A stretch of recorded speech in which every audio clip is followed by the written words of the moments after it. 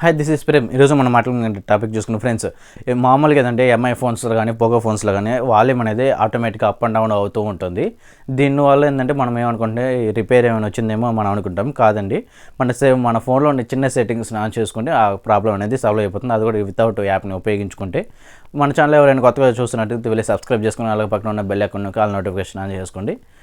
Late చేయకుండా వీడియోలోకి వెళ్ళిపోతాం ఫ్రెండ్స్. దీనికోసం ముందుగా మన సెట్టింగ్స్ని ఆన్ చేసుకోండి. సెట్టింగ్ ఆన్ చేసుకుని కొంచెం పైకి స్క్రోల్ చేసుకుంటే అడిషనల్ సెట్టింగ్స్ అనే ఆప్షన్ కనిపిస్తుంది. దాని మీద క్లిక్ చేసుకొని ఇక్కడ మనకి కనిపిస్తుంది కదా యాక్సెసిబిలిటీ అనే ఆప్షన్, దాని మీద క్లిక్ చేసుకొని కొంచెం హియరింగ్ విజన్ అయినవి కనిపిస్తున్నాయి కదా పైన, ఇక్కడ హియరింగ్ మీద క్లిక్ చేసుకొని ఇక్కడ మోనో ఆడియో ఉంటుంది, ఇది ఎనేబుల్ చేసుకోండి.